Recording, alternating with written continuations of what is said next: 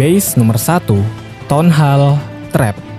Oke, kita langsung aja ke base yang pertama. Jadi ini adalah tipe base yang pasti kalian sudah lumayan cukup sering melihatnya, tapi jujur nggak pernah bosen buat dibahas, yaitu base jebakan TH. Nah, jadi sekilas tonhalnya itu sengaja kita taruh di pinggir, kayak bilang ke lawan, nih ambil aja 1 bintang gratis. Tapi inget guys, di COC itu nggak pernah ada yang benar-benar gratis. Jadi begitu lawan terpancing dan berpikir ini adalah jalan pintas buat menang, disitulah strategi dimulai.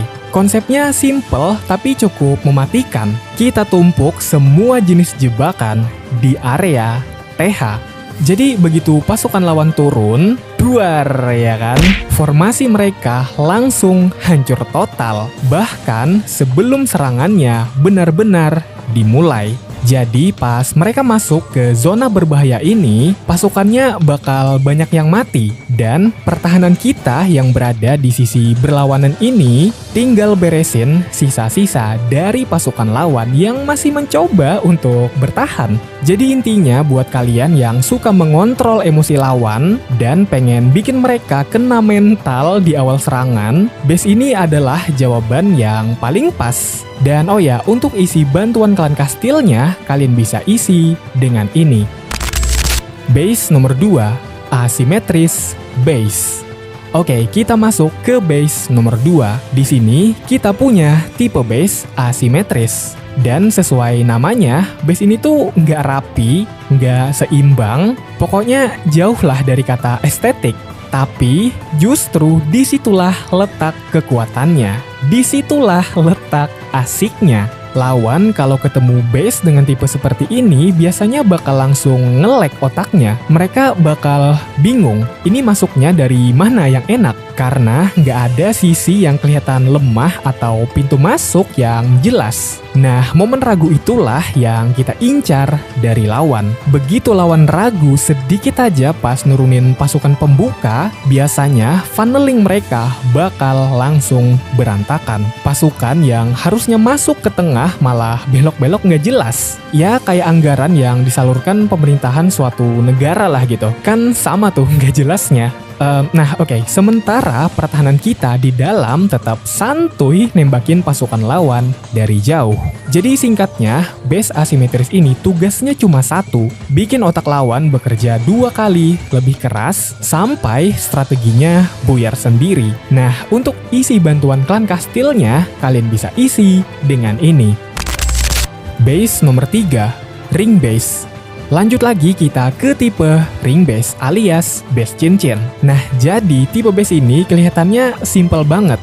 Tapi kalau kalian paham cara kerjanya, tipe base ini tuh salah satu yang paling bikin lawan frustasi pada saat menyerang. Ya termasuk gua juga sih, kadang tuh paling benci kalau ketemu ring base. Jadi inti dari ring base adalah menjaga area tengah sekuat mungkin dan seketat mungkin. Ya ibaratnya tuh kayak lagi menjaga harta hasil korupsi lah ya. Semua bangunan krusial termasuk tonhal itu ditaruh di lapisan paling dalam. Sedangkan di lapisan luar kita kasih bangunan yang fungsinya cuma satu, buat pengalihan isu.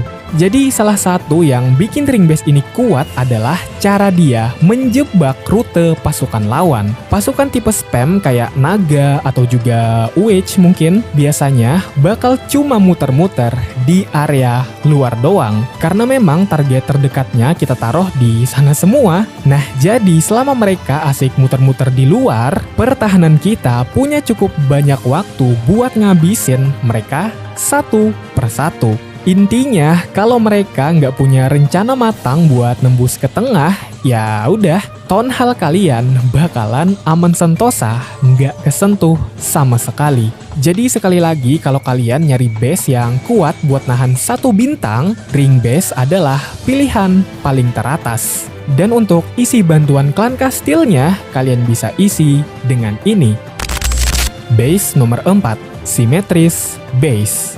Nah, berikutnya di sini ada si paling rapi alias base simetris. Jadi, kalau base asimetris tadi itu berantakan, yang satu ini kebalikannya, yaitu semuanya seimbang antara sisi kiri dan sisi kanan. Kelebihan utamanya sudah jelas ada di stabilitas. Jadi, selain lawan gak bakal nemu celah atau sisi lemah yang mencolok buat dijadikan titik serangan, tapi juga senjata rahasia dari base ini adalah efek split atau pemecahan pasukan. Biasanya kalau lawan memulai serangan dari arah sudut base, pasukan mereka secara natural bakal terpecah menjadi dua, sebagian ke arah kiri, sebagian lagi ke arah kanan. Jadi begitu pasukan lawan terpecah, disitulah kekuatan pasukan lawan berkurang secara drastis. Spell heal jadi nggak efektif karena nggak bisa nutup semua pasukan. Reg spell juga cuma kena sebagian. Pokoknya berantakan lah,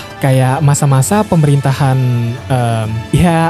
Ujung-ujungnya pasukan mereka bakal kehabisan napas satu persatu. Bahkan sebelum mereka bisa sampai ke jantung pertahanan kita. Jadi intinya, base simetris ini cocok banget buat kalian yang pengen pertahanan solid, rata di semua sisi, dan bikin lawan kehilangan kendali di tengah-tengah serangan. Dan untuk isi bantuan klan kastilnya, kalian bisa isi dengan ini ya.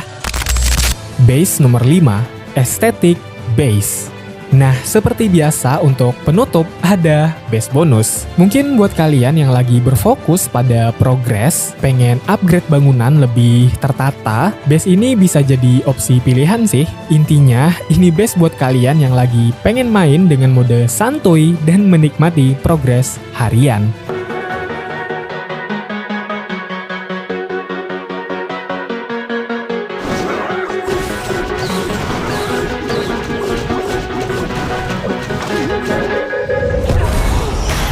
Looking for a way out. I'm sick of feeling like I'm way down, stuck in the middle of a large crowd. I just gotta fight and climb my way and then break out. Adrenaline in my system, I just wanna be different, I just wanna be winning. I've had this fight since the beginning, got a mind with no limits, but sometimes I forget it. Look at myself in the mirror, I just wanna see clear.